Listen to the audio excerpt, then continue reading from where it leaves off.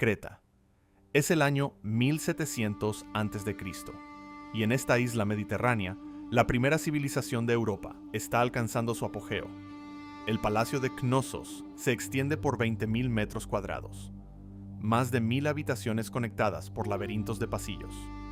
Edificios de varios pisos se elevan hasta 4 niveles, con sistemas de plomería que no serán igualados en Europa durante 3.000 años.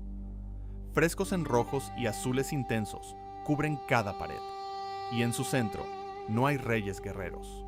Hay sacerdotisas llevando a cabo rituales en nombre de una diosa. Esta no era la civilización griega. Los minoicos hablaban un idioma que aún no podemos descifrar. Adoraban de formas que escandalizaron a los griegos posteriores. Las mujeres tenían un poder que no se volvería a ver en Europa hasta la era moderna. Pero en los siguientes 250 años, 2 catástrofes acabarían con todo. Primero, alrededor del 1600 a.C., el volcán de Tera explotó con la fuerza de millones de bombas atómicas, enviando tsunamis a estrellarse contra la costa norte de Creta. Luego, en 1450 a.C., guerreros de la Grecia continental, los micénicos, tomaron el control, transformando esta pacífica sociedad que adoraba a la diosa en algo completamente diferente. He usado inteligencia artificial para reconstruir Knossos en su apogeo del 1700 a.C. y presenciar su transformación. Vamos a caminar por el primer palacio de Europa, conocer a sus sacerdotisas y ver cómo la primera civilización avanzada del continente se alzó y cayó. Un palacio, 1.000 habitaciones, sin murallas defensivas. A diferencia de cualquier otra civilización de la Edad del Bronce, Egipto con sus enormes fortalezas, Mesopotamia con sus muros imponentes, Knossos no tenía defensas militares. El palacio simplemente se abría al campo. Esto no era ingenuidad, era confianza. La Creta minoica controlaba los mares. Ningún ejército podía alcanzarlos. El palacio reconstruido en 1700 a.C., después de un gran terremoto, era aún más grandioso que antes. El patio central, 50 metros de largo por 25 de ancho, servía como el corazón ceremonial.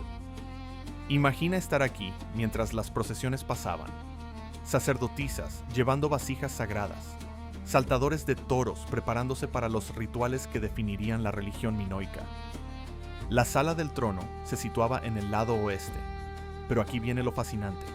El trono no era para un rey. Los académicos modernos creen ahora que era el asiento de la suma sacerdotisa durante las ceremonias religiosas. Un trono de yeso frente a una cuenca lustral, un estanque hundido usado para rituales de purificación. Este no era un lugar de poder político, era un espacio sagrado. Avanza por el palacio y te encuentras con los aposentos reales en el lado este, descendiendo por la colina. La gran escalera, 5 tramos que conectaban 4 pisos, contaba con un sofisticado sistema de tragaluces que llevaba luz natural a gran profundidad. El megarón de la reina exhibía el famoso fresco de los delfines. Delfines azules saltando entre las olas, peces y erizos de mar rodeándolos. Esto no era solo decoración, era cosmología. El mar era vida. El sistema de plomería rivaliza con la ingeniería moderna. Tuberías de arcilla transportaban agua dulce. Tuberías de terracota con juntas cónicas permitían que el agua fluyera sin fugas. Canales de piedra bajo los pisos drenaban las aguas residuales. Letrinas en múltiples pisos tenían un mecanismo de descarga activado al verter agua.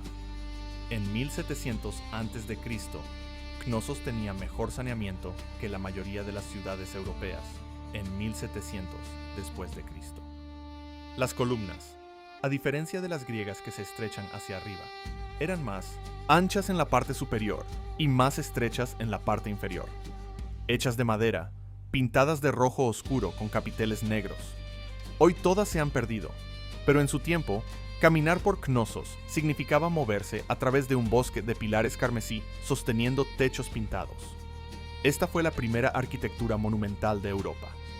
El gobierno de las mujeres, conociendo a las sumas sacerdotisas. Entra en cualquier habitación de Knossos y las verás.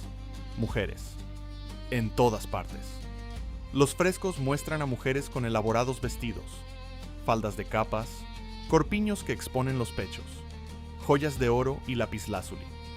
Su cabello arreglado en estilos complejos, con el distintivo rizo del beso. Estas no eran figuras decorativas, eran la autoridad. Las estatuillas de la diosa de las serpientes muestran a una mujer sosteniendo serpientes con ambas manos extendidas, con los pechos descubiertos, vistiendo la falda de capas, coronada. No adorando, ordenando. Esta era la deidad misma, o su suma, sacerdotisa. La evidencia sugiere que Knossos funcionaba como una teocracia gobernada por sacerdotisas. No existen imágenes de reyes, sin glorificación militar, sin escenas de conquista. En cambio, mujeres realizando rituales, mujeres en procesiones, mujeres como figuras centrales en cada contexto sagrado. La religión se centraba en Potnia, la dama, una gran diosa de la tierra que aparecía en múltiples formas: señora de las montañas, señora de las bestias, señora del mar. Los santuarios albergaban sus símbolos: hachas de doble filo, cuernos de consagración, pilares sagrados. En el patio central se desarrollaban las ceremonias de salto de toros. Atletas jóvenes, tanto hombres como mujeres, agarraban toros en plena carga por los cuernos y saltaban sobre sus lomos. Esto era una actuación sagrada, tal vez un ritual de iniciación. El toro representaba el poder bruto de la tierra, y las mujeres orquestaban todo. Ellas poseían propiedades de forma independiente. Conducían el comercio, administraban las ceremonias religiosas. La evidencia arqueológica de 135 entierros muestra que más de 100 eran de mujeres. Esto no era solo inusual para la Edad del Bronce, era único. En ningún otro lugar las mujeres tuvieron una autoridad tan completa. Los griegos posteriores encontraron la cultura minoica profundamente inquietante. La transformaron en mito, el minotauro, el laberinto, el tributo de los jóvenes, reimaginando una sofisticada tradición religiosa como una oscura leyenda. Pero en 1700 a.C., esto era la realidad. La primera civilización de Europa, liderada por mujeres, adorando a la diosa. Si este video te está gustando, suscríbete al canal. Hay mucho más por descubrir. Knossos no era solo un centro religioso, era una potencia económica que controlaba el comercio mediterráneo. Los barcos minoicos llegaron a Egipto, el Levante, Anatolia, Sicilia. En yacimientos egipcios, la cerámica minoica aparece en tumbas de nobles. En el Levante, frescos de estilo minoico decoran palacios. ¿Qué comerciaban? Aceite de oliva almacenado en enormes tinajas de cerámica, llamadas pitoi, cada una con capacidad para hasta 1.200 litros. También vino y textiles de lana. Las tablillas en lineal A registran 100.000 ovejas en toda Creta. Fabricación textil a escala industrial, no agricultura de subsistencia. Importaban estaño de Anatolia, esencial para el bronce, marfil de África, lapislázuli de Afganistán y huevos de avestruz de Egipto. Bienes de lujo destinados a ceremonias religiosas y a las sacerdotisas de élite. El palacio coordinaba esta economía a través de una sofisticada burocracia. Los granjeros llevaban el excedente a los almacenes. Los artesanos recibían materiales de los administradores. Los productos se distribuían con fines religiosos y económicos. El sistema requería escritura, pesos estandarizados, contabilidad. Durante más de 250 años, desde 1700 hasta 1450 a.C., la prosperidad de Knossos creció sin parar. La población de toda Creta alcanzó los 90.000 habitantes en su apogeo, pero su confianza en el poder naval demostraría ser su mayor vulnerabilidad. Alrededor del 1600 a.C., 110 kilómetros al norte de Creta, la isla de Tera explotó. La erupción expulsó 60 kilómetros cúbicos de material, uno de los eventos volcánicos más grandes en la historia humana, clasificado como 7 en el índice de explosividad volcánica. El centro de la isla colapsó hacia el mar, formando la caldera que es la actual Santorini. El asentamiento minoico de Akrotiri quedó enterrado bajo 60 metros de ceniza, preservado como la Pompeya del Egeo durante 3600 años. Pero la explosión fue solo el comienzo. A medida que la caldera colapsó, desencadenó tsunamis enormes. La evidencia geológica reciente de la costa de Creta muestra depósitos de piedras rotas, conchas marinas, cerámicas y ceniza de Santorini, todo revuelto. La firma inconfundible de un tsunami. Simulaciones sugieren que olas de entre 9 y 28 metros de altura golpearon el norte de Creta. Las ciudades costeras fueron devastadas, puertos destruidos, barcos perdidos. En Knossos, a 5 kilómetros tierra adentro, el tsunami no llegó, pero los terremotos dañaron los edificios. La ceniza cayó sobre los campos del este de Creta. Los minoicos reconstruyeron. Siempre lo hacían. Pero algo había cambiado. Las rutas comerciales se interrumpieron. Las redes económicas tardaron décadas en restaurarse. Knossos seguía en pie, pero los otros grandes palacios comenzaban a debilitarse. Y luego, alrededor del 1450 a.C., todo cambió de golpe. Guerreros de la Grecia continental, los micénicos, tomaron el control de Knossos. Lo sabemos por la escritura. De repente, el lineal A desaparece. En su lugar aparece el lineal B, adaptado de la misma escritura, pero usado para escribir una forma antigua de griego. ¿Fue una conquista? La evidencia es ambigua. No hay una capa de destrucción masiva en el 1450 a.C., pero todos los demás palacios cretenses fueron destruidos en esta época. Las tablillas en lineal B cuentan la historia. Más de 4.000 tablillas, horneadas por el fuego que destruyó el palacio alrededor del 1375 a.C., se preservaron para que las leamos hoy. El idioma es griego.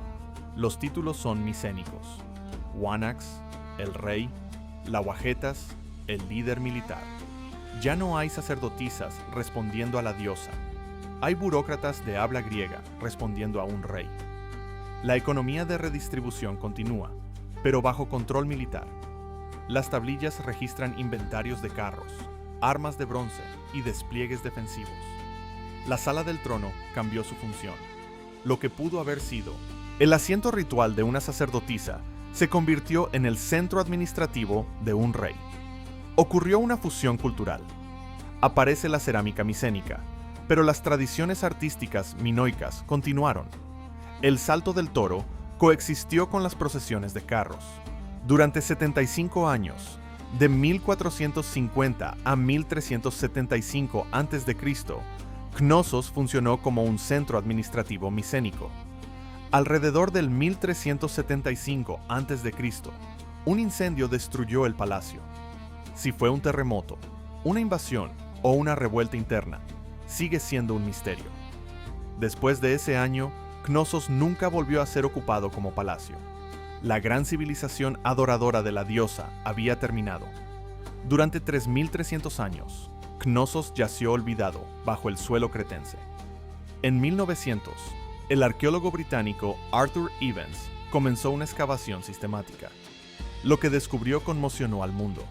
Un palacio de más de 20.000 metros cuadrados, frescos de una belleza impresionante, plomería avanzada y escritura que probaba la alfabetización en la Europa de la Edad del Bronce.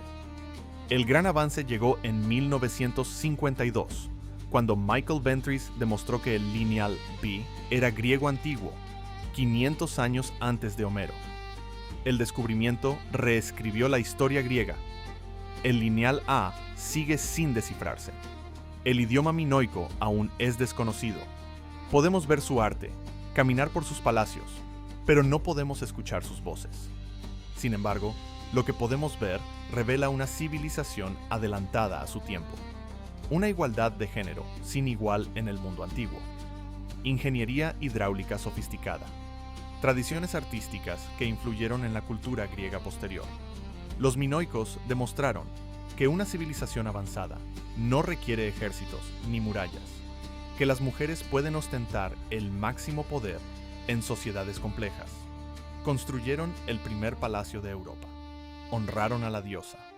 elevaron a las mujeres a la suprema autoridad. Durante 500 años, desde 1700 hasta 1450 a.C., Knossos se erigió como prueba de que otro camino era posible.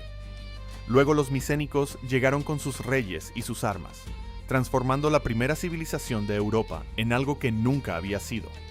Pero las ruinas recuerdan. Las tablillas hablan. Los frescos testifican. Knossos lo construyó primero. Y todavía estamos aprendiendo todo lo que se perdió. Muchas gracias por ver el video.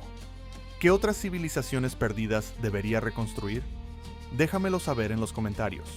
Y si te gustó el video, suscríbete al canal para no perderte las próximas reconstrucciones.